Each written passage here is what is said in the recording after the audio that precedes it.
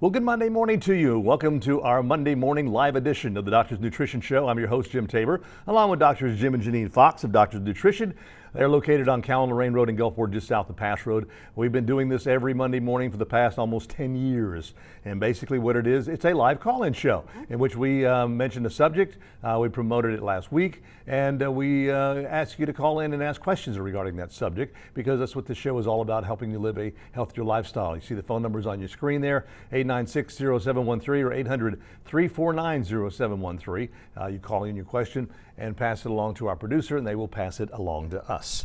So this morning we're talking about something that most people deal with some way or the other. Yeah, sometime in their life. Sometime in your life you deal with it, whether it's a teenager coming up with the acne issues, or the older we get skin spot or whatever. But we're going to talk about common skin problems with that people deal with, and there's a bunch of them. Yes, there are. Like I said, there's a lot of skin. I mean, that's one thing that people have all the time, is something going on in their skin. And so we were just going to talk about some of the most common problems that we see and some of the nutritional things that you can do for it. Because a lot of things, toxins and everything else, come out through your skin. And so skin reflects a lot of times what's going on inside. Well, we've always mentioned that the skin is the largest organ in the body. It truly is. And it does make a difference how you take care of it. Yeah. And just overall, you want to take care of your skin, even if you don't have a skin condition. Right. Because you want to prevent, like we always say. And to me, moisturize is one of the biggest things. Now, you want to moisturize from the inside and the outside. Yeah, most people just think about putting something topically on. Well, I mean, that's good. I mean, that's actually great. But at the same time, you want to do that from the inside. And one of the big issues, and we've talked about this ad infinitum, on the show over the past almost 10 years, right? You've got to get the right kind of fats in your body for that, because your skin, a lot of the things that happen to your skin are determined by the kind of fats you eat in your diet. And the omega-6s are the primary fat that most people eat in America. I'm sorry. Everybody is way overburdened with omega-6s. They're pro-inflammatory. I mean, yes, we need them. They can be, but a lot of them are pro-inflammatory. So, but the omega-3s are essential. They're essential to a lot of things, like we've talked about heart and we've talked about brain. Yeah, they're essential there, but they're also essential in that skin and the makeup of that. It makes a huge difference in the skin to get enough omega-3s. And even with one of the most common problems out there, dry skin. Right. Okay, just dry skin. People can think he as a kid, he thought he had some sort of weird disease, and it was dry skin when his mama brought him to the doctor. No, I had the same issue. The older that I got, I mean, I could, His wasn't when he was old. His was when he was a kid. The skin there. I was like, a teenager, seriously, and went to the dermatologist thinking I had some sort of and he looked at me and he said, "Son, you got dry skin." I'm like, okay, what do I do about it? He said, "You use a lot of lotion." And he didn't mention the internal stuff, which I later found out through science. Yeah, but that was a long time ago. But basically, he said you have to use a lot of various lotions, and he mentioned to me, the various kinds and things to do. And he said, and if you don't, you're going to be problematic, because you're going to have some abrasions. It's real easy for that to happen. In other words, the skin can break down. You got to keep that layer hydrated. So hydration is very important. And when it comes to lotion, it is very important to look at what's in your lotion. Oh yeah. Because so many of the lotions out there, I would probably say most, have parabens, they have phthalates, they have all these chemicals that are better never put on your skin. So you want to make sure you get lotions that are free of those things. And if you're real sensitive, free of perfumes, free of dyes, free of things like that, because that is not good for you. Well, you're better off getting rid of that stuff anyhow. Exactly, over. For this one very, very big reason. Whatever you put on your skin tends to soak through that skin. So now we've got it internally, and that's not a good thing, especially if you've got some of these things. Even, they don't use real lavender for instance, in lotions and stuff. On some lotions, I should say. It's mostly. Sometimes it says essential oil, and if it's and if it's essential oil, that's different. Okay. But most of them that you buy, from the big box stores, et cetera, they don't. They use an artificial or say something like a lavender scent or a lavender flavor, if you will.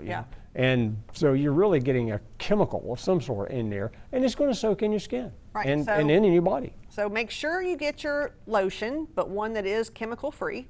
And then make sure you take your omega-3s, because as we've mentioned before, everybody that we do an omega check on, which is a test that we can do to see what your omega-3 status is, there's never been a person that had a normal omega-3 if they weren't supplementing it at a pretty good dose, actually. Big dose, actually. Even people taking like a little bitty bit didn't seem to work or isn't enough when we check an omega check. So those are things that you really must do. All right, we got a question from a viewer. Can you take too much omega-3 and can it cause blood thinning? Well, you can take too much omega-3, but you have to really try. Yeah, it's got to be pretty high dose. And I don't think most people are going to go that far. Does it thin the blood? You know, there's kind of controversy there because a couple of years ago, COVID kind of messed things up. I can't remember exactly when it was published, but they did a study on how much thinning effect, if you will, or antiplatelet activity the actual omega-3s have on the blood. And they found out that really not as big of a blood thinner as you really think they are. So they do thin some, and you'll but see not some much. people, if they're already on a blood thinner and they add omega-3, That's different. If they start getting more bruising, we will tell them to back off a little bit. But many people can add it, and it doesn't do that at all. So omega-3s are so important in the body that you don't want to not take omega-3s just because you're on a blood thinner. But you want to be careful, and you want to monitor it, and you want to watch it. And if you do start seeing any signs of extra thinning, then deal with that then. Right. But omega-3s are so important, and they're really hard to get in the diet. People say, well, I eat fatty fish, and that's actually good, but do you eat it every day? That's the question, and most people are like, well, no, maybe once a week. Well, that's not enough. they say at least 3 times a week. Yeah, and so Yeah, it minimum. takes a lot of, and that's the fatty fish, not your fried fish. Your fried fish kind of destroys the omega-3, so that is not. It's more of like your salmon and. Just say, why do you think grizzly bears are sardines. so healthy? They're Yeah. eating salmon every Salmon, day. Right. yeah, Every fresh, day. And fresh. sardines are another source, so you can do it Yeah. that way. But even if you do it that way, you still get omega-3s and you still get fish oil, and you actually still can thin the blood. So whether it comes from taking fish oil or eating it, but you do need omega-3s. And- then one other thing that is essential to me for the skin is liposomal vitamin C. Yeah, got to have enough C. It keeps your collagen from breaking down. And when collagen breaks down, that's when you're going to get more bruising. That's when you are going to get more thin skin. That's when you're going to get all kind of other problems that comes with aging. So vitamin C is one of the things, but we have seen with the skin issues, the liposomal is the one that we see that works by far the best. All right. It's 8 minutes after 9 o'clock. We're talking about skin problems that people deal with on a daily basis. And we'll be back in just a moment. 896-0713 or 800-349-0713. Our phone lines are open. Give us a call if you have a question. It's 10 minutes after 9 o'clock. Welcome back to our Monday morning live edition of the Doctor's Nutrition Show. We're talking about the most common skin problems that people deal with. And some of the most common ones are fungal, viral, bacterial infections, rosacea, pigmentation, psoriasis. Would dandruff fall in that? Yeah. Is that psoriasis? Yeah, Yeah, well, it's a that's type of type eczema. of, Yeah, type of yeah.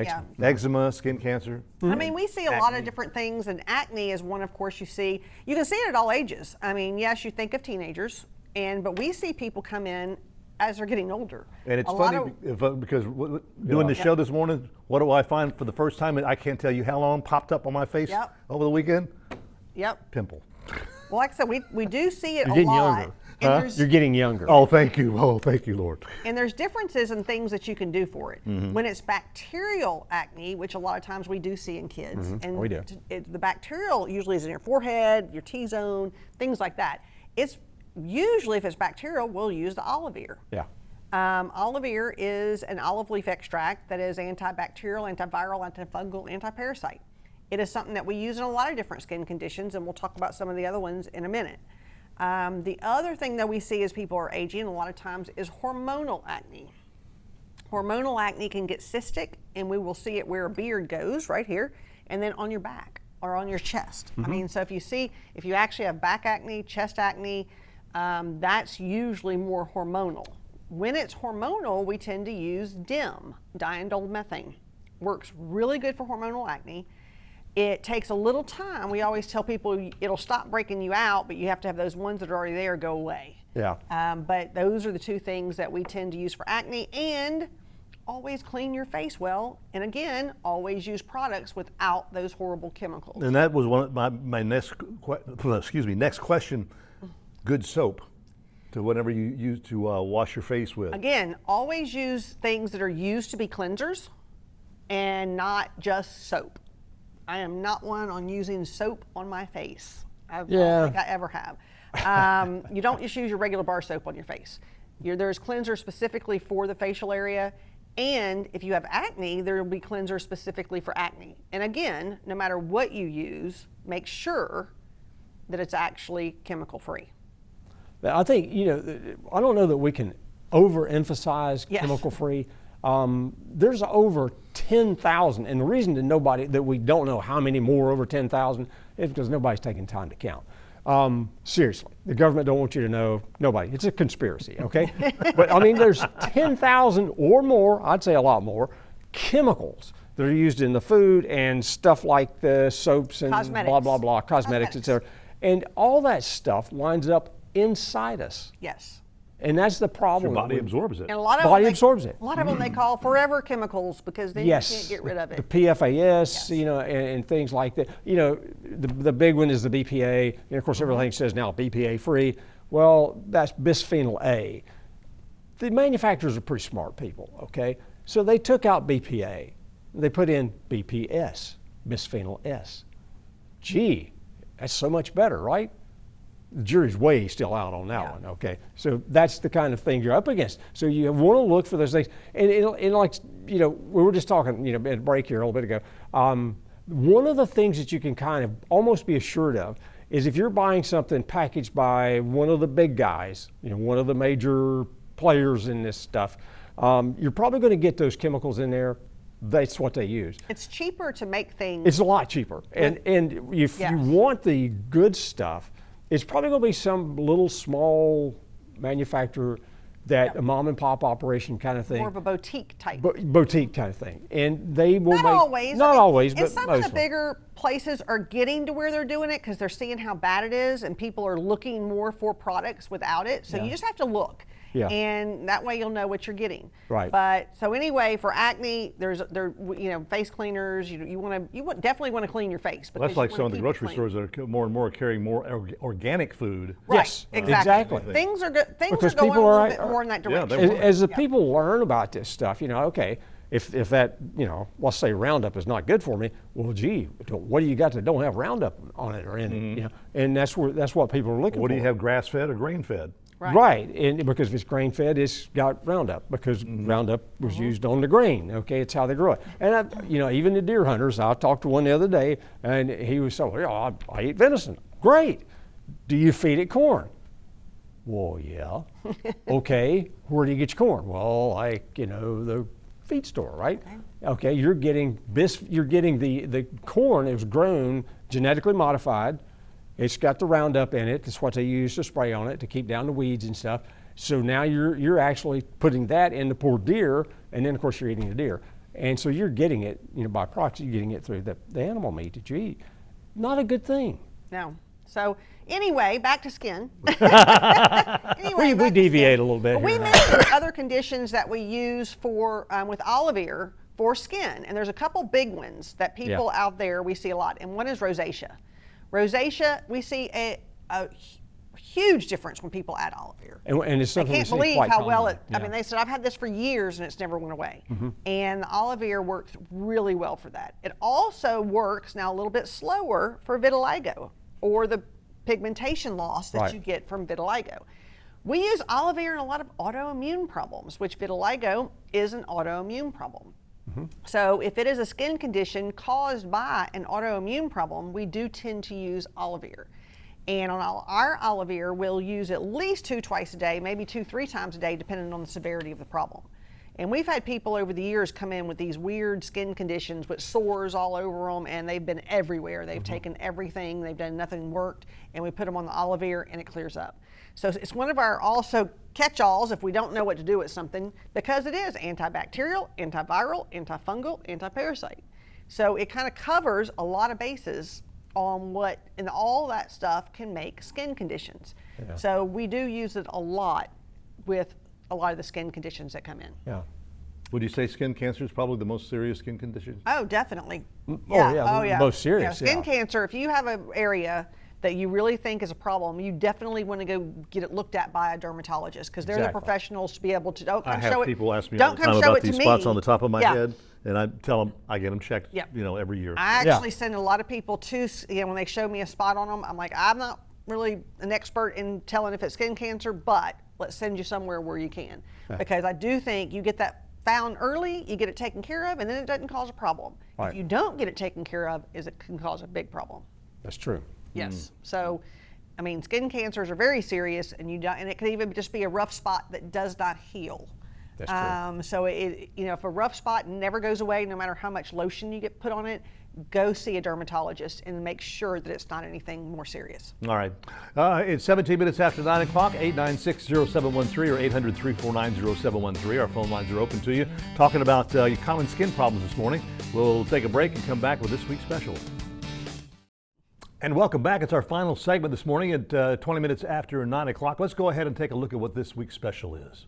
It's hair, skin, and nails, and it's a formula that we put together specifically for those three particular things. And hair and skin kind of goes together, and so do nails, because they're all part of what we see. Okay, and that's one of the keys to this thing. And it's got things in it like your collagen and so on, and biotin, a lot of extra biotin. So it's a really good formula. A lot of people use it as their quote-unquote daily multi-type formula. And it works very well. Yeah, but it doesn't quite cover. Doesn't quite cover everything, but it's. But it does have vitamins and minerals, Right.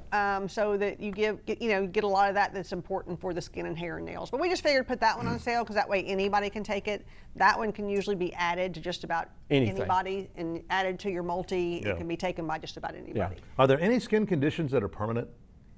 I mean, that's not a great question. I'm not sure about mean, when yeah. I mean, I have a friend that has had rosacea all his life. Well, I mean, they could probably still be- rosacea, we get very good results with olive oil. It olive oil? completely goes I'll have to away. let him know. But Yeah, I'll have to let him know. if you stop doing what's controlling it, will it come back? Probably. yeah. Do you know what I mean? So, you can actually, a lot of the skin conditions can be controlled. I mean, eczema and psoriasis are actually, you're prone to them for the rest of your life. I mean, even if you help them and even if you do stuff to help it, if you stop doing what helps it, then yes, those might actually come back. Well, I know with him too, is eating certain things can Yes. Oh, contribute to having issues with the, like I think tomatoes was yeah. one of them. I was fixing Well, to talk yeah. about for eczema and psoriasis. We get those in every day. Daily. So that is two of your most common skin conditions. And what you eat plays a huge role in those things. Now, liver detoxification also plays a role. So we usually tell people to do the omega-3. We usually do the liver detox, but we also talk to them about food allergies and maybe doing a food allergy test, especially in your severe cases. Because if it's just one tiny little patch and doesn't bother you, well, okay. But if you have it over your whole body and it affects your life, then you do want to do the food allergy test. And if you follow it, it really does help. There's a lot of things that go into the eczema and psoriasis. They can be shows all on their own. Yeah. But foods make a huge difference. And different people, it can be different foods. So you can't just say one thing. Now, in eczema, I have seen studies where they say 90% of eczema are dairy allergies. So I always tell people with eczema, stop dairy. Without even paying money to do a food allergy test, stop dairy. And I mean, when I say stop it, I mean stop it, not just cut back. Because if it is what's triggering it, then even a speck of it can trigger it. So I tell people, just cutting back doesn't do it. It has to be cut out to see if it makes a difference. Right, and we see that a lot where people are having things that set up an inflammatory response, an allergy type thing. And once you set that inflammation in progress and you don't have anything to stop that inflammation, you're going to have problems. Yeah. And if you do it daily, if you eat like dairy, if you do that stuff daily, whether it's milk or cheese or whatever, then you're going to continue to have the problem. Right. And then another common problem is hives. I mean, we get a lot of people that come in with hives, and hives can be a food allergy because it can be an allergy to something. Or, I mean, we see a lot of people that tend to have candida get hives. they're allergic to the candida in their body, and it makes a hive. So that's another thing that comes out in the skin. There are so many things that come out in the skin. Yeah. It really is. And so many medical conditions come out in the skin. That's why you don't want to ignore it. No. Yeah, because it can be something worse, so you always want to get it checked. But skin conditions are huge. Yeah, they definitely I are. mean, you can even get Again, into athlete's foot as a skin condition, and all that is definitely a yeast and a fungal problem. Oh, yeah. And for fungal problems, we always do probiotics, and probiotics is good for skin anyway. Very good. Probiotics is good for anything. Exactly. Good for, as my dad would say, it's good for what ails you. Yeah. Well, yeah. I mean, there's some of the big people in the true nutrition business and so on, the researchers and so on, say that, you protect your liver and you feed your gut.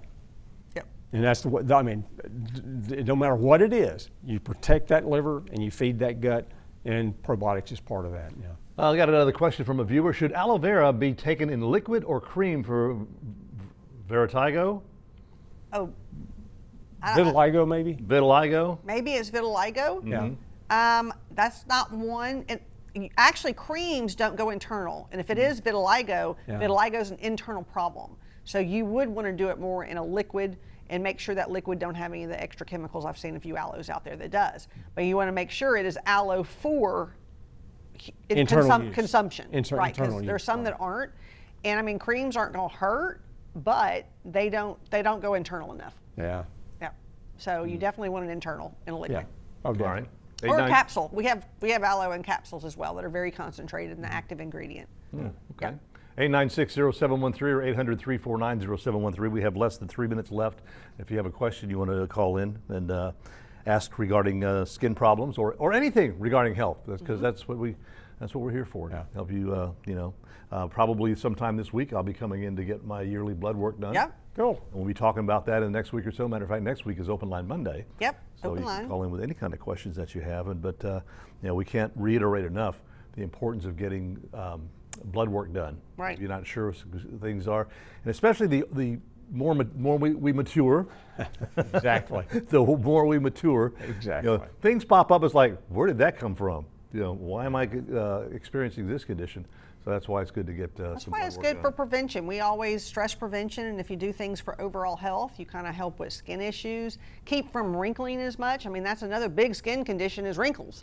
That's a whole nother show. But wrinkles can be, it's inevitable, but you can keep them from getting as bad. Yeah. There is no doubt. And staying hydrated, and when we, water makes a big difference in the skin too. We haven't mentioned that. And make sure you get good, clean water that has been at least filtered. Yeah. So you do want to, that's another big thing. So there's so many things you can do, but eating healthy, eating a real food diet, making sure you get your water, make sure you get your omega-3s, make sure you get your liposomal C. Those are overall health things. Right. And then if you have a certain condition, then we can add different things for that. Right. And of course, Yep. whenever you go out and buy products, be sure you read the labels. Oh, Yep, exactly. always read labels. Read the labels. Yeah. I mean, that's a big thing. And I if mean, you you wanna want to s- do, if you do that with food that you put in your body, you want to put do something with on your body. What is Right. the best treatment for hyperpigmentation? The hyperpigmentation a lot of times comes from a hormonal imbalance, Mm-hmm. and so it really depends on which hormonal imbalance it is. And sometimes we will use DIM in women that have that because we see it more in women. So, but we're about out of time, so just come in and we can get more in detail about your problem. Right. And the great thing about it, you don't need to make an appointment. Thank you. Make an appointment. And the doctors are always on duty. Except, well, y'all are there Monday, We're Tuesdays, and Thursdays. Yep. Yeah. Thank you for joining us again. Remember, next week is our Open Line Monday, and we'll be talking about anything you want to regarding your health. You can also find some great information on the Doctor's Nutrition YouTube channel, Facebook, and online. We'll see you next week. For more information on highlighting your business and services on Healthy Living South Mississippi, contact Jim Tabor at